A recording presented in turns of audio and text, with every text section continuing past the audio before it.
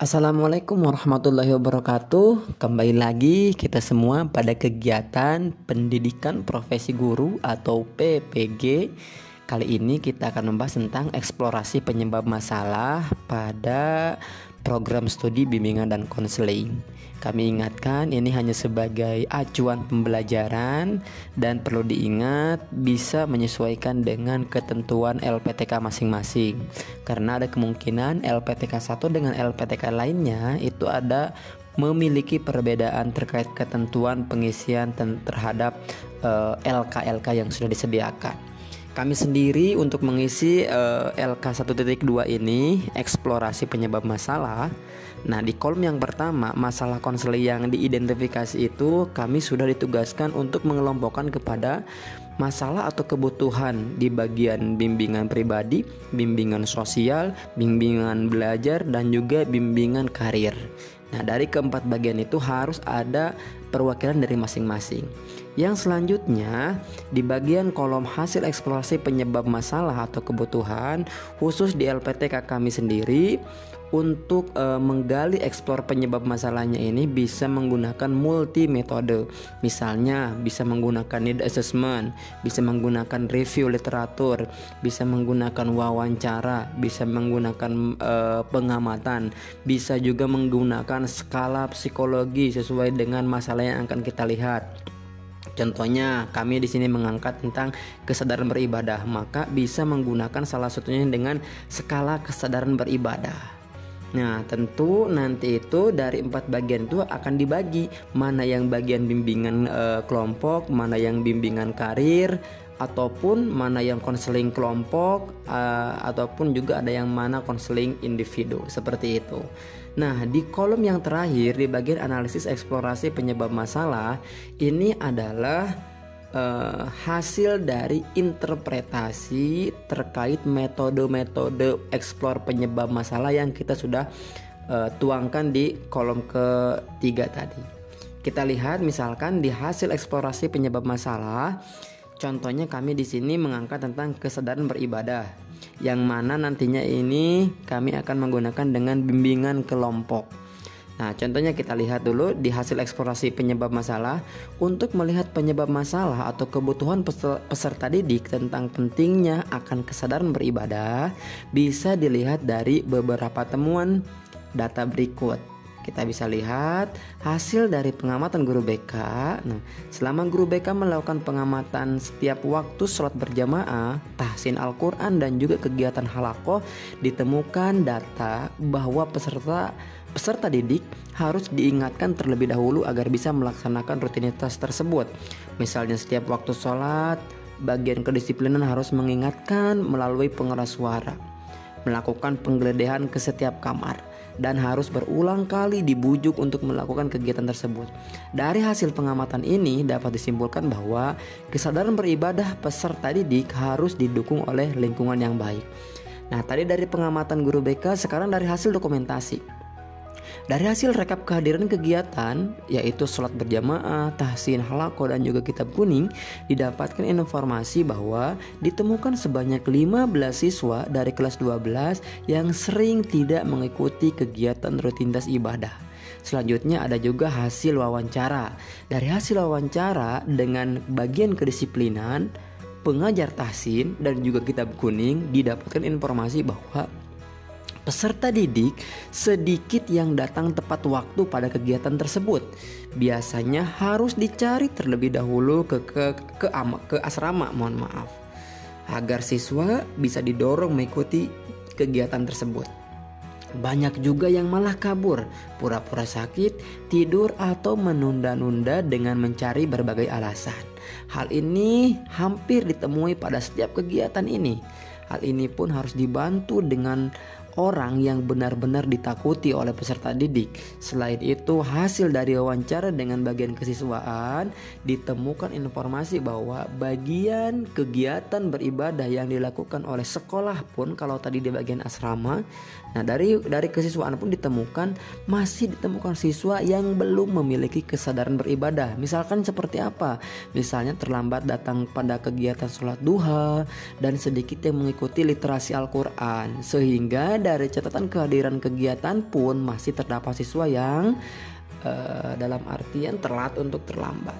Hasil dari catatan konseling ditemukan informasi bahwa konseli masih terpaku dengan absen jika ingin melaksanakan kegiatan sholat berjamaah, yaitu ada yang sholat berjamaah itu karena ada absen. Kalau tidak ada absen, mereka tidak ada. Nah, jika tidak ada absen, lebih memilih untuk tinggal di kamar asrama. Hal demikian merupakan landasan religius pada diri peserta didik masih rendah. Jelas kalau hal-hal yang seperti itu ada kemungkinan landasan religius pun dalam peserta didik itu masih rendah.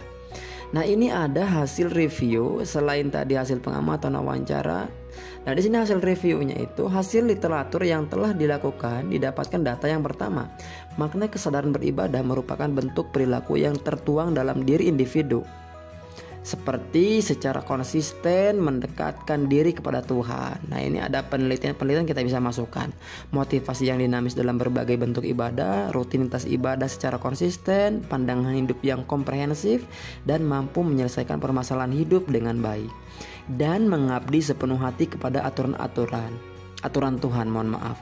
Bentuk ibadah ada dua, ada jenis yang pertama ada ibadah dalam bentuk penundukan, dan yang kedua ada bentuk ikhtiar yang dilakukan.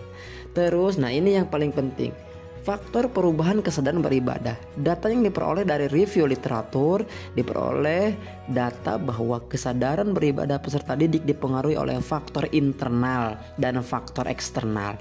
Faktor internal berupa tingkat usia, motivasi, kesadaran. Sedangkan faktor eksternal berupa motivasi orang tua, kedisiplinan guru, pergaulan, dan tempat atau lingkungan tempat tinggal. Faktor-faktor penyebab perubahan kesadaran beragama ini bisa dilihat pula dari hasil penelitian. Nah, ini kami juga masukkan dari hasil penelitian, misalnya sebentar. Nah, ini dari Mustaqim 2018 menjelaskan bahwa salah satu faktor yang mempengaruhi kesadaran beribadah peserta didik yaitu dipengaruhi oleh tingkat usia. Hal ini juga dikuatkan oleh Jimundar dalam Oktanika 2020 mengungkapkan bahwa remaja yang berusia 17 atau 18 tahun akan semakin meningkat tentang kesadaran kebebasan, pemahaman, dan pengharapan ketika membuat pertimbangan yang berkaitan dengan agama. Nah, kalau di sini berarti secara tidak langsung faktor internal pun akan mempengaruhi kesadaran beribadah. Kedua hasil penelitian ini lebih menunjukkan kepada perubahan kesadaran beribadah dipengaruhi oleh faktor internal. Betul. Yang selanjutnya ada hasil dari penelitian yang lebih menunjukkan kepada faktor eksternal, sebagaimana yang dijelaskan oleh Aminah, bahwa faktor yang mempengaruhi kesadaran atau ketaatan beribadah peserta didik adalah motivasi orang tua, kedisiplinan guru, pergaulan teman sebaya, dan kegiatan keagamaan di lingkungan tempat tinggal.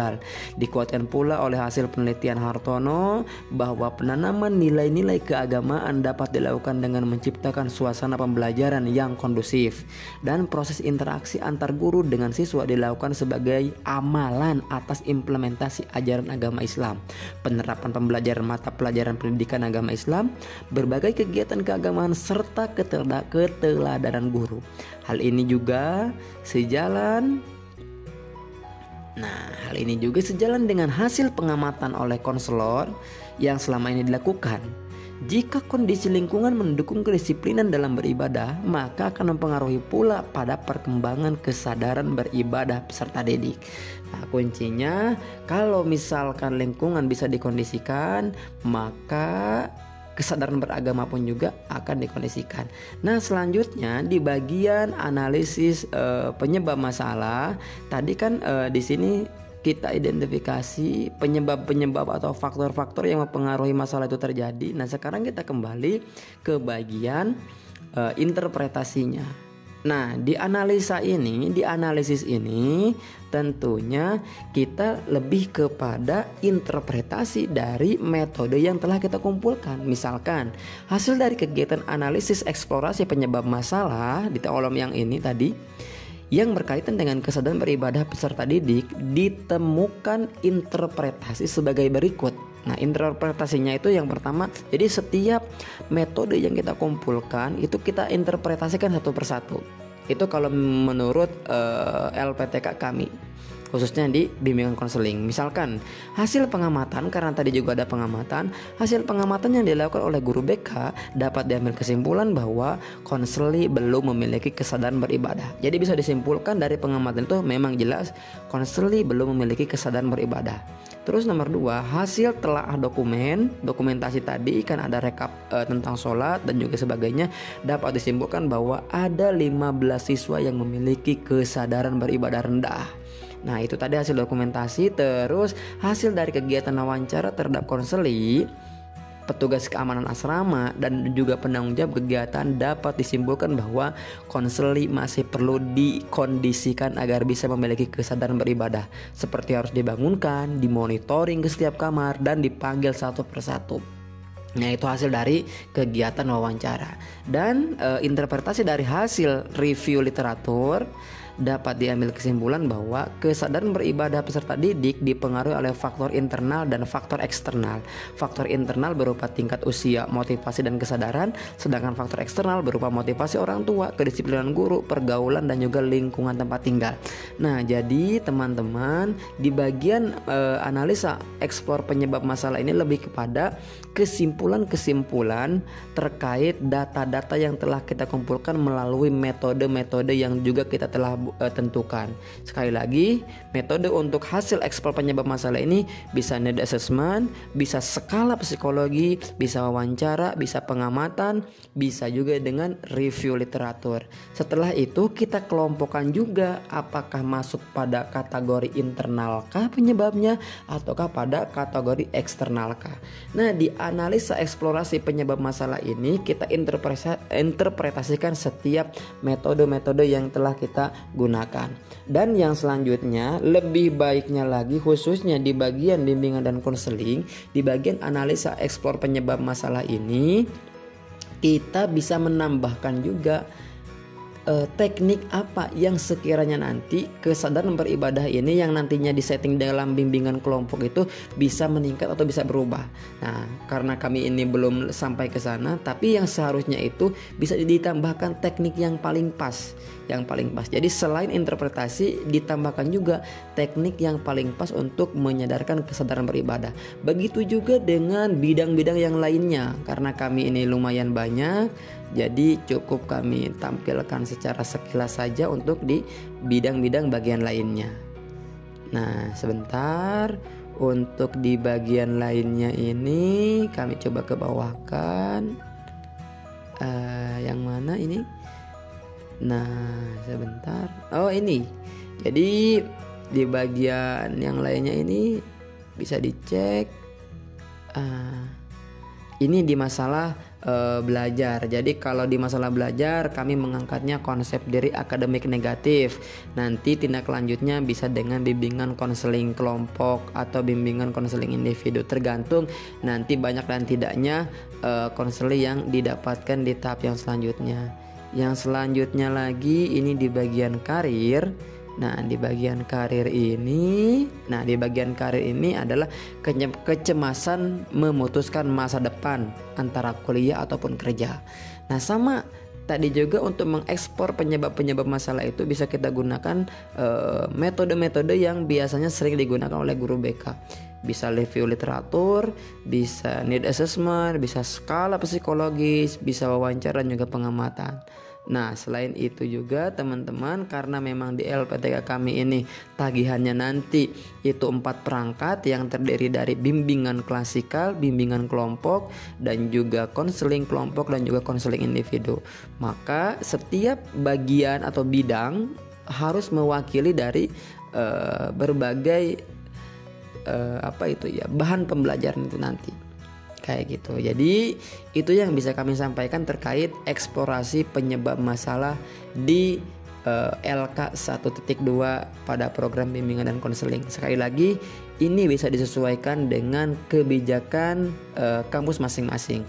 Karena ada beberapa LPTK yang menyarankan eksplorasi penyebab masalah ini disamakan dengan guru mata pelajaran. Tetapi khusus di LPTK kami ada perbedaan karena guru BK itu bukan guru mata pelajaran, sehingga untuk mengangkat permasalahannya pun juga yang telah diidentifikasi dikhususkan, dispesifikasikan lebih kepada masalah-masalah yang memang real sudah biasanya ditangani oleh guru BK. Itu saja yang bisa kami sampaikan. Mohon maaf banyak kekurangannya. Assalamualaikum warahmatullahi wabarakatuh.